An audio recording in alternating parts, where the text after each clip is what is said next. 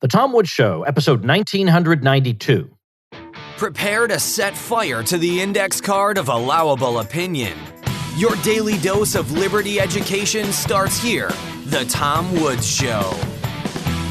Folks, if you enjoy the Tom Woods Show, it's time to go to the next level. And next level Tom Woods is libertyclassroom.com. This is where my friends and I teach all the stuff you did not get in your conventional education. History, economics, and more, the way it ought to be taught, with all the content they left out or distorted.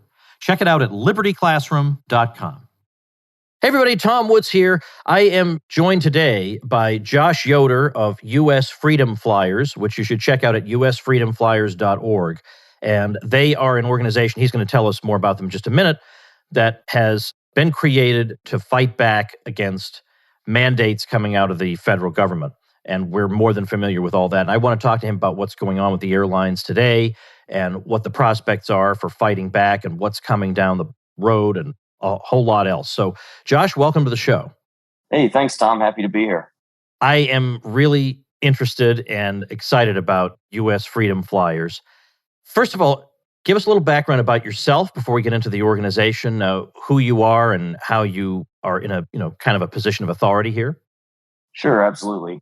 I'm a veteran, an Army veteran. I've spent many years with the military and working as a defense contractor overseas. During that time period, I also completed my commercial pilot's license, spent a couple of years flying in Africa, came back here to the U.S., worked for several regional airlines, and now I work for a major U.S. carrier. And I'm also an entrepreneur as well. Tell me, what exactly is U.S. Freedom Flyers seeking to accomplish? We are seeking to do away with the vaccine mandates that have been imposed upon us. And what's important for your listeners to note is that what we're doing is going to affect them as passengers as well. What the airlines and the government are doing to us, they're planning to do to you, which can be referenced in HR 4980. They're planning to set this up to where you won't be able to travel unless you can show proof of vaccination, meaning no entry or departure into U.S. airports. So it's very critical that everyone join us in this effort. We're essentially the canary in the coal mine here. And when we win this fight, it's going to be one for the passengers as well as the crew members. Given the way that people who are unvaccinated, regardless of the reason they have for being unvaccinated, have been demonized in the United States, isn't this the kind of organization that somebody, even if sympathetic, might hesitate to, if not to join, then at least to be public about, because you don't want the pile-on from your fellow countrymen? We are not anti-vaccine at all. We are pro-freedom of choice. That's what this entire movement is about. We're a grassroots, freedom-based organization who believes that you as an individual have sovereignty over your own body. And we don't believe that the government or that a company should be able to mandate you to do something. That's not freedom.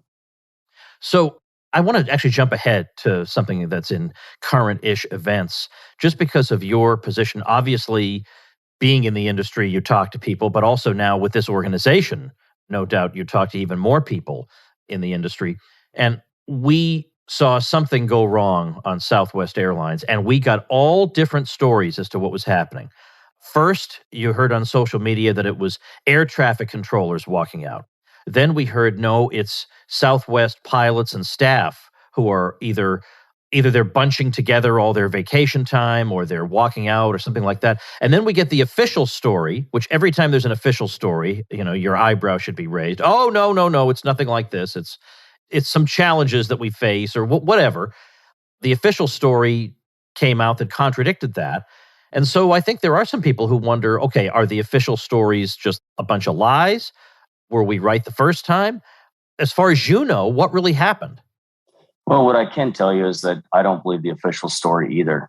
What is happening is that flight crews are under a tremendous amount of stress due to these mandates. I can't say for sure that they did a sick out. Those types of actions are actually highly illegal because we are union members and we fall under the Railway Labor Act. Now, that being said, the actions of individuals cannot be controlled by anyone. What I do find interesting is that Southwest was the only airline affected. So that's why the official story doesn't make sense. If it was truly a situation where weather caused the delays, that would have also affected all the other airlines operating in the Southeast that day. So there's a deadline coming up. I mean, the federal mandate doesn't yet seem to have a date attached to it, although I guess the White House said the other day that this will be accomplished by the end of the year. But individual companies can set whatever date they want. So I assume this varies across carriers, and not all carriers are insisting on it. There are some who are not demanding vaccination on part of their employees. But are there any significant dates coming up that we should be watching for? Yes. What we've been told at most of the airlines is December 8th. First of all, the federal doesn't have the right to put these mandates in place, and that's going to be challenged in federal court, and we're going to win that.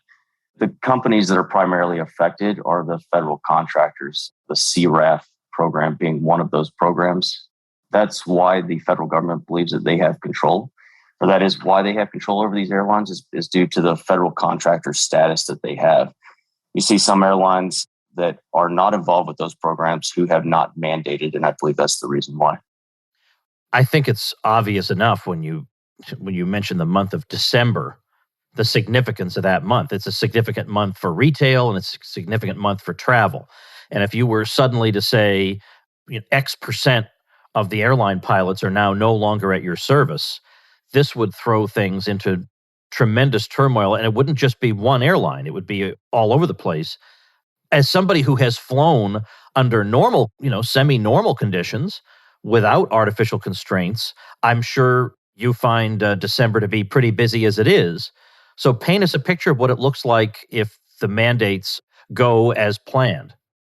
Well, it's going to be a disaster, both for air travel and for the U.S. economy. If you remove 20 to 30% of the workforces across these airlines that are already currently understaffed, and you do that in the busiest month of the year, it's going to be an unmitigated disaster. There is no possible way that they can continue to operate with that loss in personnel. And what's really interesting is that we've just entered about a 10-year period of mass forced retirements at the airlines. You're required to retire at the age of 65, and that officially started in 2020. So for the next 10 years, the airlines are going to be losing a tremendous amount of their workforce. The training departments are already running at max capacity and can't keep up. So to remove 20 to 30% of the workforce at the beginning of a 10-year period where thousands of pilots are going to be retiring every year, it's going to be a disaster. But you seem confident that it won't come to that, or it need not come to that.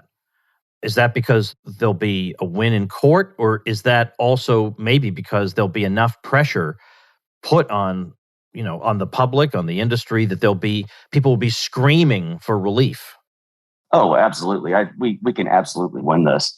First of all, the federal mandate should not be difficult to defeat because it's completely illegal. I mean, anyone who does their research realizes that. But on the other hand, I mean, look, we just lived through a year and a half of total insane irrationality, where governors are exercising all kinds of bizarro powers without the consent of the legislature. I mean, this is the problem. I think we're way too confident that, this is clearly illegal, so therefore there's no way it can go through. I don't think we realize who we're dealing with here.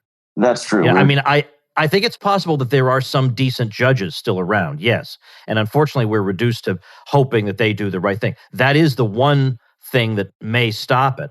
But the idea that, something's not constitutionally authorized, that hasn't stopped them in 100 years. That's true. And I completely agree with that sentiment. What ultimately is going to end this is when we just stand up and say no. The effect that that's going to have on the public, it's going to force the public to become engaged in this issue. They should be getting involved now, and I hope you do get involved now with usfreedomflyers.org. Please come and join up there and help us stop this before it becomes a catastrophe. Ultimately, the public will not have a choice but to get involved once air travel comes to a screeching halt due to the proposed terminations. It's completely unsustainable. These companies realize this. What they're doing right now is they're calling our bluff. Well, in New York City, the lieutenant governor, or I beg your pardon, now she is the governor, said that given the shortages they now have with healthcare workers because of vaccine mandates and people being let go, that that's okay. We'll just bring in the National Guard, or we'll bring in the military, and they'll solve it. I wonder if they're going to propose that for the airlines. At some point, they're going to run out of the military, right? I mean, at some point, the military is presumably doing something else that they're being diverted from to go do this. I don't know how long that can keep up. The military cannot perform every urgently needed service in society, it seems to me. No, there's no possible way that the military can solve this problem. Actually, in the Air Force, they're grossly understaffed as well currently. And they've had a lot of pilots just quit there over the federal mandates. As a matter of fact, I have a personal friend.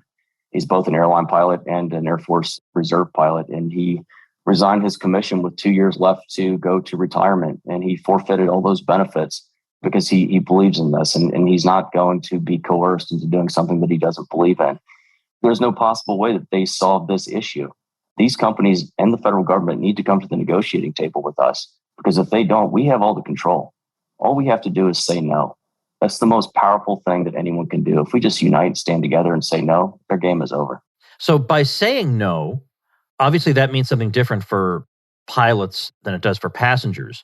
But you're basically urging everybody to, in one way or another, in their own individual capacity, say no. So what does that look like for a pilot? Does that mean I'm just not going to work for this company anymore? Yes, we just say no. Or I'm no. not going to fly a commercial aircraft, because it seems like, even though I read that Spirit Airlines is not requiring vaccination of their own accord, nevertheless, they would fall under the Biden mandate anyway. So eventually, it doesn't matter what their CEO thinks, eventually they would have to do it. So this would mean that you would have to just say, I'm not going to be an airline pilot anymore until this stops. Is that what you're calling for?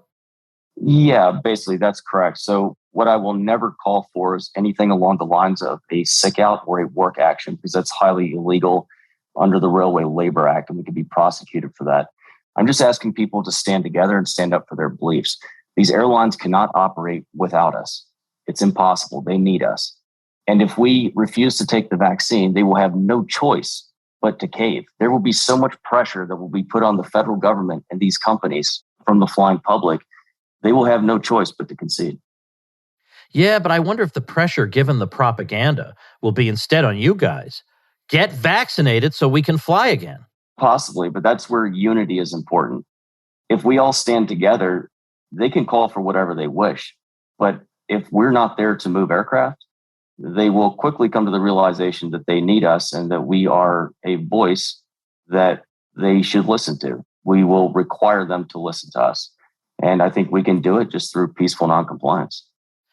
I don't know that there's any segment of society or industry where there's a majority of people who resolutely believe in medical freedom of choice, but there are substantial minorities and loud and activist minorities who do believe in that. If you had to give an estimate, what percentage, let's say, of the airline industry employees would you need? I mean, obviously you'd love to see 100%, but what percentage would you need as a bare minimum for this to, so to speak, fly? Well, right now, across the industry, we're looking at probably about an average of 30% of pilots that are unvaccinated, slightly higher on the flight attendant side. Ground crew is closer to 50%. The airlines can't afford to lose 10% of us, much less 20 or 30%. They can't operate. That's not going to happen. So I think, if we just all stand together, that's what's going to solve this issue. To become an airline pilot, it's not something that you just wake up one day and say, okay, I'm going to be an airline pilot. Your training takes years, at least 4 years for to get your basic ratings. Then you go through a year or two of basic flight time building, doing flight instruction or flying cargo, at which point you get hired at a regional airline. So now you're 6 years in. You'll fly for a regional for anywhere between 5 to 10 years before you finally get picked up by a legacy airline. If they get rid of us, this is something, we're not going to be short for a year or two. We're talking about a decade or more. Hey, everybody, let's take a minute to thank our sponsor, BitTrust IRA. A lot of people have been putting crypto into their IRAs. And if you're thinking of doing the same thing, adding Bitcoin to your retirement account, the best way is through BitTrust IRA. The crypto world can be confusing. It's hard to know where to get started. These guys will help you. BitTrust IRA stores your private keys in nuclear bunkers with military-grade encryption. And by the way, when they say nuclear bunkers, that isn't just hyperbole where they're saying it's really, really secure. We're actually talking about decommissioned nuclear bunkers. They have a 24/7 trading platform with no minimum investments and unlimited trades, plus a team to help guide you along the way if you have any questions. They also offer the lowest trading fees in the industry. So how do you get started? Go to bittrustira.com/woods today to learn more. And for a limited time, BitTrust IRA is waiving the sign-up fee for Tom Woods Show listeners. That's a $50 value. That's BitTrustIRA.com/Woods. BitTrustIRA.com/Woods. Let me ask you, how long ago did you actually start this organization? Did you start it with other people? Is it entirely your creation? Yes, I have co-founders in the movement. It was initially started back after a Stu Peters show that I did in August. And the idea for that was to find other people in the industry who felt the same as I did. And people started reaching out by the thousands. And so we quickly organized and started working behind the scenes to bring together, freedom-minded people who were against these mandates. At that time, I believe it was only United Airlines that had a mandate in place. But we were seeing that everyone was moving in that direction. So U.S. Freedom Flyers was officially launched a few weeks ago. And since then, we just have tens of thousands of people joining. It's thousands every day. It's just really impressive to see how the American people are coming together. And this isn't even just Americans anymore. It has truly become an international organization with support from all around the world. Of course, Canada has already implemented a policy like this. And of course, nothing that happens in Canada surprises me anymore. What I am interested in is just thinking about the scenario by which you guys are victorious. And I don't mean you guys, all of us are victorious. It seems like there has to be some way for the Biden people to save face here, especially because the withdrawal from Afghanistan was perceived as such a disaster that if Biden yields on this, now he looks like a real weakling. He's got to have some way out, and it doesn't look to me like he's searching for one. So it's just the idea of they're just going to surrender. I don't know that Biden feels like he's in a political position to do any more surrendering. Well, Biden is not going to control what we do. He is an absolute disaster. And this is going to be squarely on him. If this happens, he's to blame. And I think the American people are going to understand that because we're going to help them understand that.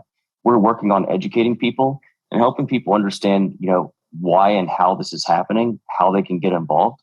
And they have been very active in reaching out to their representatives. We receive calls every day from congressmen, senators, and state governors who are squarely on our side. Now, on the one hand, you can say that the companies' hands are tied, but on the other hand, these companies' hands are very glad to be extended outward when there's government money to be placed in them. So it's not like they have no channel of communication with the politicos out there.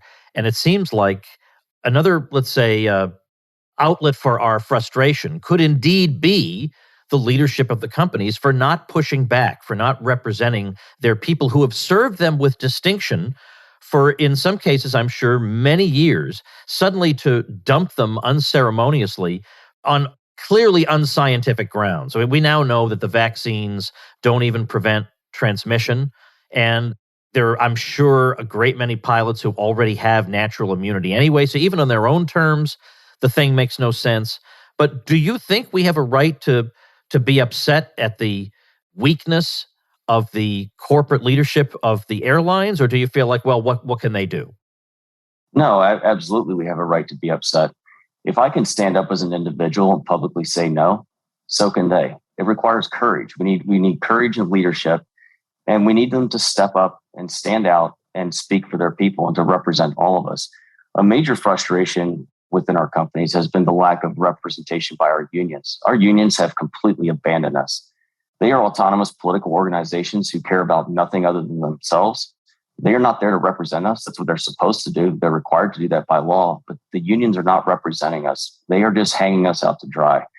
And essentially, U.S. Freedom Flyers is providing the support for the employees that the unions are failing to do.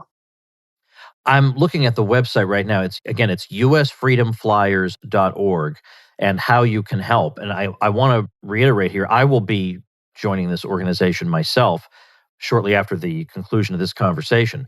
But understand that although we're talking about the airline industry and people who work in it, the message here is quite clear that everybody is needed. Everybody's help is needed.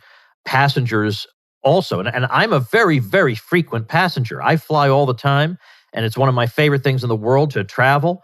And to have this taken away from me would be just devastating. So, and I don't feel like the entire burden of this should rest, on the shoulders of the pilots and of the flight attendants and everybody else. That I benefit tremendously from the work that you people do.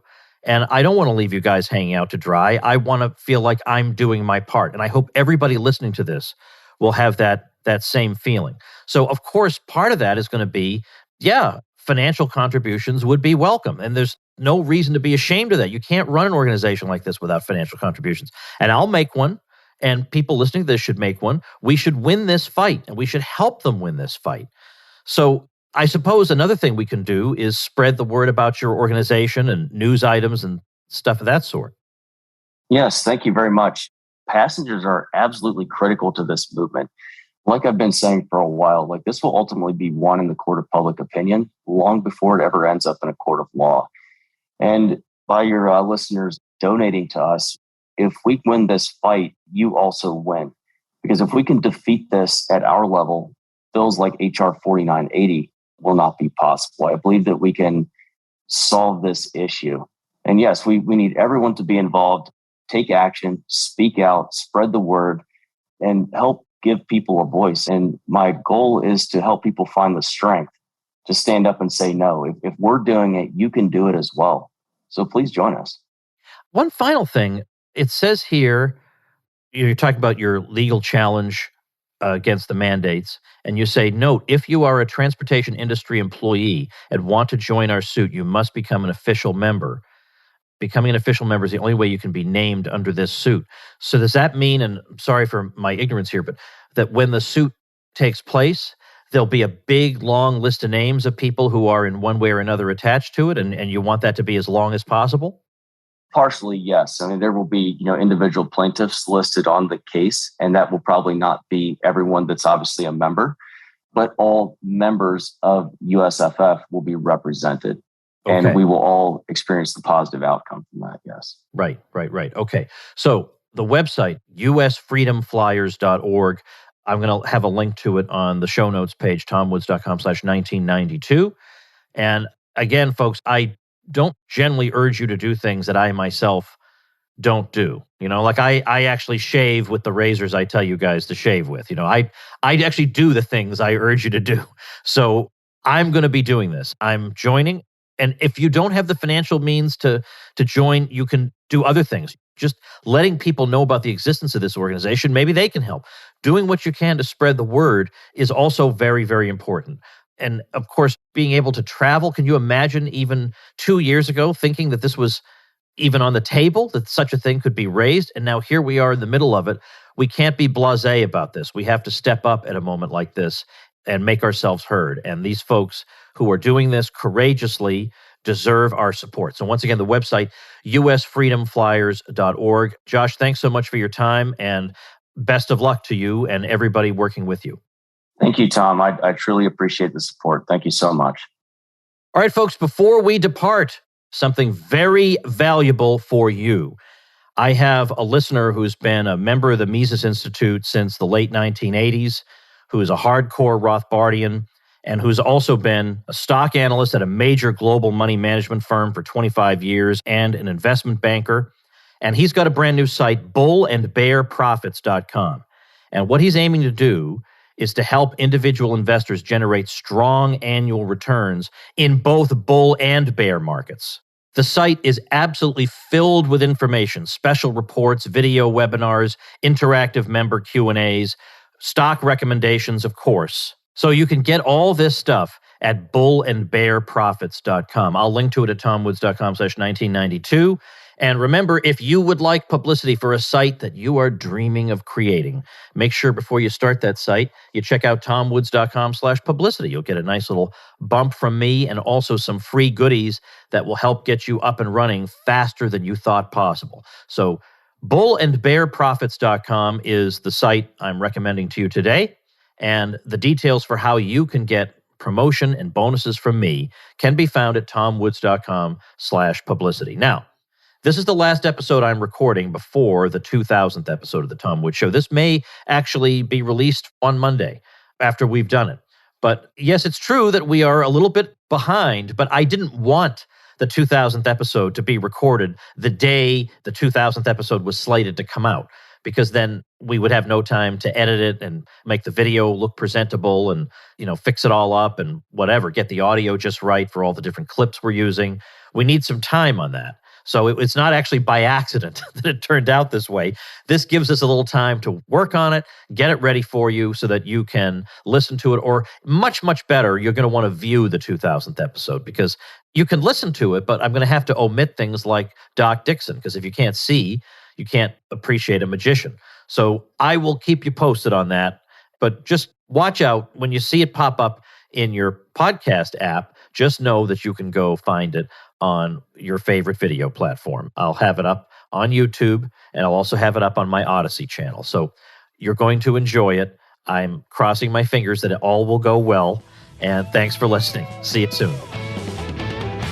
Become a smarter libertarian in just 30 minutes a day. Visit TomWoods.com to subscribe to the show for free, and we'll see you next time. Like the sound of The Tom Woods Show? My audio production is provided by Podsworth Media. Check them out at podsworth.com.